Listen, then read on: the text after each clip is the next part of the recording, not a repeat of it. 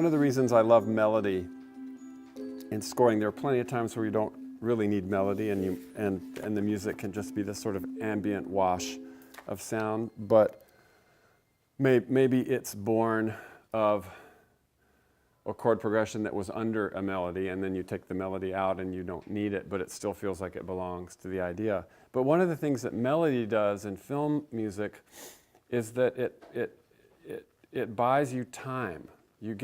It's really good real estate. A melody, moves through time, which is of course what your picture is doing, and melody gives you the opportunity to maybe have one instrument, and it can carry quite a bit of time, many seconds, and that's a lot of time when you're scoring film. So it's a really practical thing in terms of forming the architecture and the structure of a cue. What I wanted you to hear is how everything can be sort of built on the same idea. So I'm going to play you the main theme that you hear in the beginning.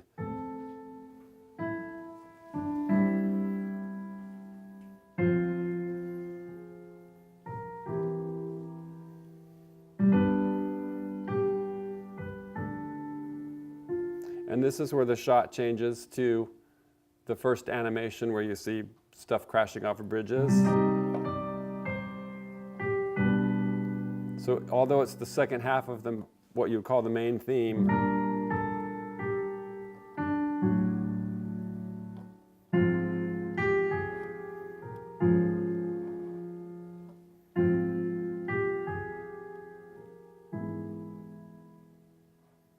and that's another thing I made a point to do in this score is I never ever resolved a chord. Can you tell it doesn't sound finished? That was really important to me for two reasons, just because of his character, but also because, well, I was working with an orchestrator and I was working on a scene with him, and I shut it down. I went back to the ta-da, the end chord, and he said, "Is the movie over?" And I said, "No." And he's like, "Well, then don't resolve the chord. Leave, the story is still going. So let them, and composers, it's a great technique. Just end on a chord that does not answer the question or just leaves it hanging and floats unresolved." So the whine music, I should play it up here. It's basically a harmonic idea.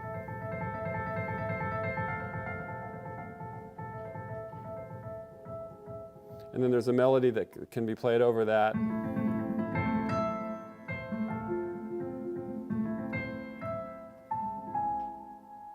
So as of that point now, you've heard all the material that makes the whole entire score. And one of the things that I do when I'm looking for a melody is to find one that, as I start playing around with it and moving it around, works really well in different treatments. And they don't all always do that. And sometimes I'll chuck a melody because I think, I love this melody, but it's not very flexible. It's just kind of locked into being a certain thing. That really ends up being 4 notes, but 2 of them are the same. So really it's only 3. That's really the motif that becomes the character of Ryan and all the way through the movie. You don't need the whole theme. It's all you need. And in a way, the less is more, because the quicker someone can hear it and even subliminally understand that belongs to that character. I feel like the job of the music is to point attention and to help the viewer connect to character. That's my big thing, is character when I'm working on films, and that tends to be the kinds of movies that I work on. I don't do action films. So I feel like my job is to connect you to the character so that then you really pay attention, and then you empathize with that character and you watch what's happening, and you're able to go deeper into what's already happening there. So I'm going to give you just a quick sample of how some of these how this theme works in different ways. So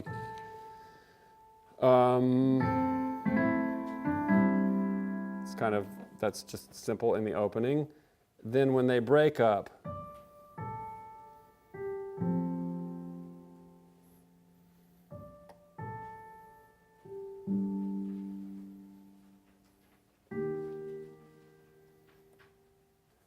then there's a scene where he's driving, and I just, same thing, just tracing this figure. But instead of going down and back up, I just reverse direction. So the notes don't always have to be the same, but the rhythmic idea can be the same, or the gesture can be the same, the shape is the same.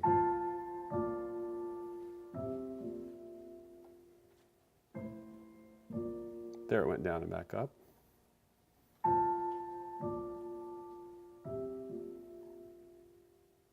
But, you know, maybe one might not ordinarily hear that that's where that came from. And it doesn't really matter. But subliminally, it is noticeable. Now here's just a somber version of his theme, including the disaster motif. Sorry. And this is after he gets punched and he's driving.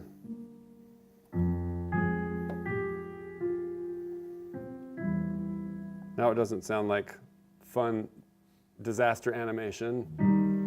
You know, it's like, poor guy. He's got no woman.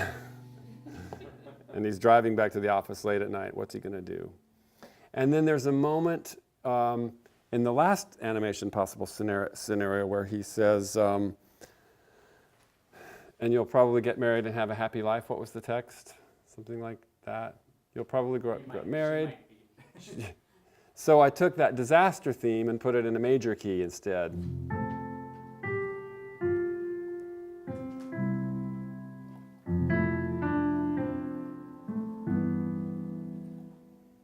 So again, it's the same melody, just completely different treatment so that it feels different. This program that we're looking at is Logic, which I think all of our composers here are working in. And here you can just see a visual layout of the cue. And one of the first things that we do, of course, once you have spot a scene, which we'll be doing tomorrow with all the films, and you've decided music is going to begin here, it's going to last this long, it's going to end here, one of the things you do, which can often be suggested to you by the temp music very literally or even generally, is you find a tempo that as you watch, there's usually a magic tempo. It's the tempo that feels like the right tempo. And tempo and rhythm, to me, is one of the most sort of visceral parts of music that everybody relates to, all cultures, all styles of music. And often, if I've got a piece of temp music and I do something that's a really different tempo, that's most often when the director goes, wait, you know, it feels wrong. If the tempo is the same, provided I don't strongly feel it should be different and convince them about that, if the tempo is the same or really similar, composers, this is important, you can just sneak new material right into the picture because that first impulse isn't rhythmically jarring. So there's a magic tempo, temp or no temp, that works with the edit and works with the cut, and then quite literally in a scene like this, a lot of scenes will not need to be laid out to this degree because we don't need to hit hard points. Sometimes music is much more fluid through a scene and you don't want to be trying to hit specific moments. But the tempo that gives you the most hits as you're simply watching and listening. So I'm going to just play through it and we're going to watch it without music. And you'll see here on the music paper, little squares that says Ryan, Mina, etc. And these are the points that Gareth and Jenny and I agreed on were the important moments and the clear places where the cue divided itself into segments or within the segment were really important moments. So you can kind of look back and forth between what you see up here. Possible scenario number one. You drop a glass jar of preserves on the floor. The jar breaks and you have to clean it up, and you do. And you miss a few pieces of glass. A few days later, your daughter... I'm going to just stop there for a second because, you know, music is usually organized into a certain number of beats per measure. Well, every once in a while, things aren't happening where you want it to, so you need to add a longer measure. So in this case, I really wanted a new boom, start on a downbeat. at this beginning of this animation, the baseball scenario. So to get that, I simply made a bar of 6 beats that would buy me a little bit more time. It could be 5 beats, it could be 7 beats. And the fun thing about this is that the film starts to create a form in the piece of music that if you just sat down to write that piece of music, you'd never write it that way. The pacing and the form of the piece is completely inspired by and dictated by the needs of the scene. So as you could see from watching through it, there's all kinds of sort of obvious things for the music to try to participate in. There's a lot of stops, the story starts, the animation comes and goes, and then one thing that we talked about, I remember that Jenny really stressed, is that the whole thing has to gradually progress to getting worse and worse. She's getting more and more upset during the course of it. He's becoming more and more upset watching her reaction. What I wanted to show you about this is that there's a sort of cut and paste style to composing a cue like this that is not necessarily a linearly conceived piece of music. So rather, I knew that when the baby, first of all, I got to just kind of start the music. That doesn't mean that's where the theme starts. That just means where music starts. And I've got to have some sort of banter that gets us into it. I want to kind of do something when we first see the animation screen 1, screen 2. But when we get to the baby, then I wanted to hear something thematic. And so what I used was the wine motif.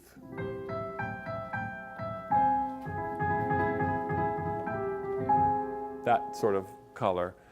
And that happens on a second beat. And the other thing you can do when you have these elements and you're starting to kind of paste them into the picture, then you can start to go back and backfill. Well, how do I get from this point to this point, or what do I need to do here? So in the beginning, I need to just vamp a little bit and get into it. Then there's a later moment where, at the baseball scenario, I wanted to continue that theme there as well.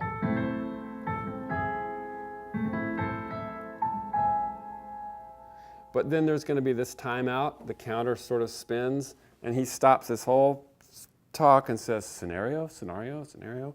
And it's kind of a funny moment. And so again, I just need to spin my wheels for a second. So I just insert that. Never would have occurred to me to write it until I saw that I have this little moment where everything comes to a halt, and we just need to kind of raise our eyebrows and go, huh? You know? Then it continues back to our theme, inspired by the wine.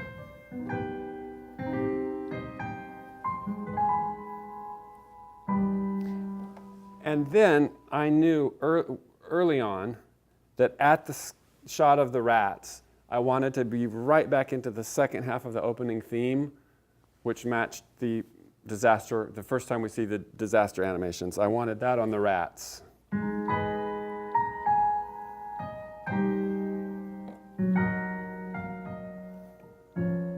And I carried the same thing all the way to the end. But this time, the very last chord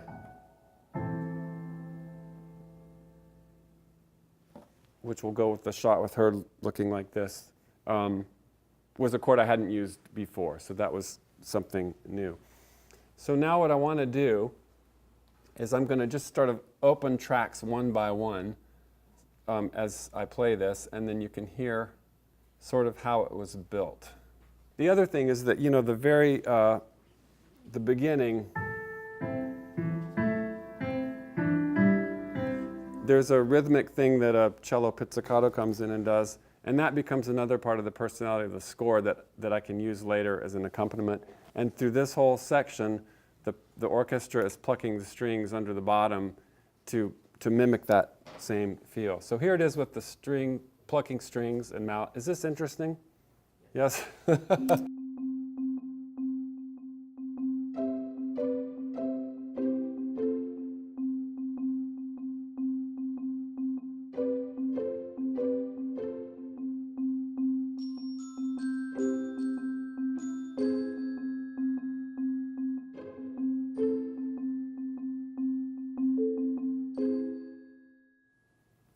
We talked a lot about that moment because I think I had a bassoon there. Do you remember that, Jenny or Gareth?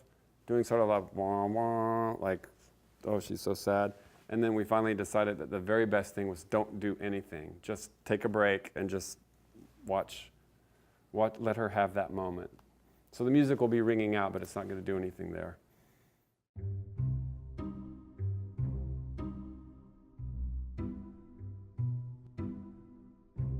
So you get the idea. I'm going to go ahead and add another layer of melody. So let's put the clarinet in.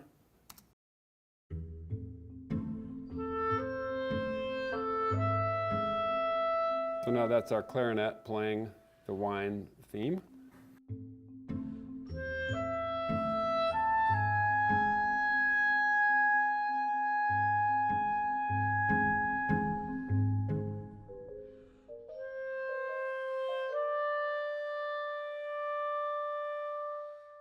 Okay, so you get the point of how melody now is coming and going in these moments and using just these themes.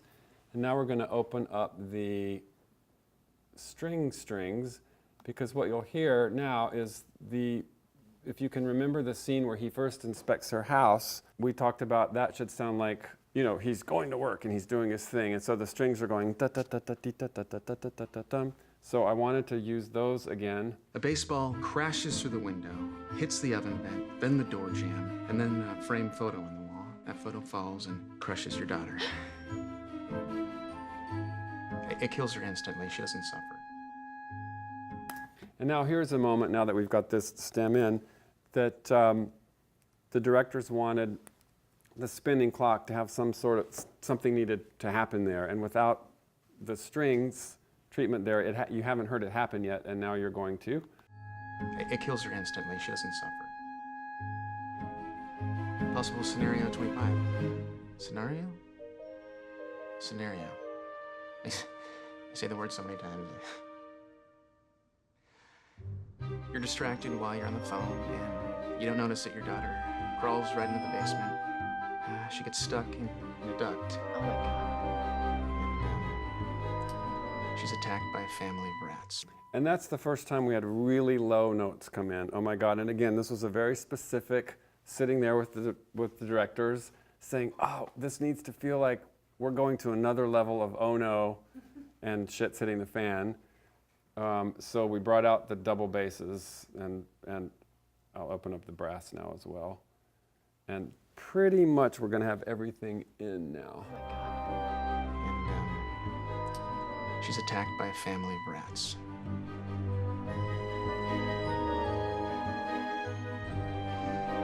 A flock of migrating geese, they just fly right over your home, right through the path of it's a poorly maintained 757. The landing gear, they just fall off and they kill everyone. Specifically during a backyard barbecue with family and friends.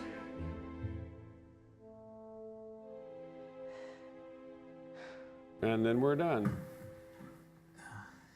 So, well, everybody I want you to notice, but composers in particular, what I want you to notice is that once you have a scene structured and you know what your melodic material is, then all these other choices that you're making are really about arrangement. And so you're not reinventing the wheel every time you write a cue. It's like the artist who has the palette here, and I know I want this purple and this yellow and this green, and this is what I'm going to make this painting out of. And each time you come to a scene, your questions are, whose theme is it? At what point do I want to hear it? And under what emotional conditions? And that's the craft part of using melody this way in score. The other really cool thing, which I've done many, many times, is I will take a cue that I've set up to this degree with everything marked and laid out, and I love the tempo, and I love where all the changes are happening. I've got a measure of 5 beats here, of 4 here, of 3. I've got a tempo slowing down at the end, which you can see right here. Is a retard, we call it in the music, when the beat slows down so that I landed on the very last shot exactly where I wanted to. I could throw out this entire cue, but keep the skeletal frame and write a completely different piece of music, different themes even if I wanted to. And I would know that if they conform to this structure, it's going to work great with the picture.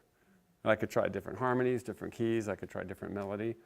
So really understanding what the shape is of your cue. This is more similar to an action cue because of all the things going on in it. But even in a more fluid cue, you can have the same effect. You have it's like you have the vessel set up, and you can try putting different things into that vessel and seeing how it holds it, and there will be a degree that it works with the picture every time, and then you can decide which tone feels better. But you don't have to start from scratch every time you rewrite a cue.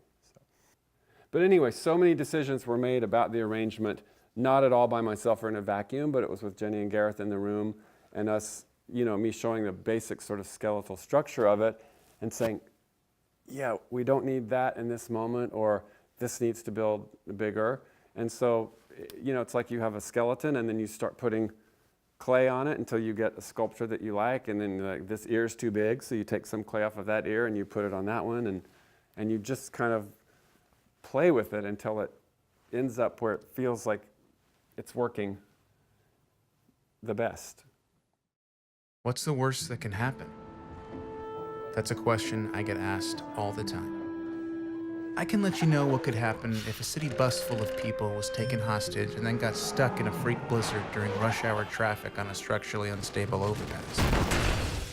I'm a field agent in what could happen. Hi, Ryan. This is Mina Morgan. We talked a few days ago about maybe setting up a home inspection. I guess I just wanted to see what could happen to the baby in this new house. I'm sure that everything is just fine. Believe me, nothing's ever fine. There's always something that can go horribly wrong. Do you or your spouse abuse any alcohol or drugs? No. Do you ever put your child down somewhere for more than a few hours and forget about her? Possible scenario number 1. A baseball crashes through the window, hits the oven vent, then the door jamb, and then a framed photo on the wall. That photo falls and crushes your daughter. It kills her instantly. She doesn't suffer. So what's the worst that can happen? More than you can possibly imagine.